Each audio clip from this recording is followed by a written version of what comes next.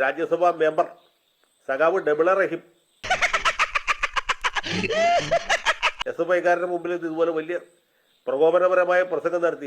നാക്കിന് നരമ്പില്ലെന്ന് വെച്ച് വായിത്തൊന്ന് പറഞ്ഞ് തല്ലുകൊണ്ട് ഞകണ്ട. പോലീസ് ലാത്തി വീശി ഇപ്പൊ റഹീമിന്റെ പൊടി പോലും കണ്ടില്ല. ഞാൻ അന്ന് പറഞ്ഞപ്പോ നിനക്ക് വിശ്വാസമായില്ല. അദ്ദേഹം ഏത് വഴിക്ക് പോയെന്ന് ആർക്കും അറിയില്ല. നമുക്ക് പ്രവചിക്കാൻ പോലും പറ്റില്ല. പുള്ളി ഇത്ര നാളെ ലുട്ടാപ്പി എന്ന് വിളിച്ചിട്ടുണ്ട്. പുള്ളി സത്യത്തിൽ ഒരു മായാവിയാണ്, പെട്ടെന്ന് മാഞ്ഞുപോയി.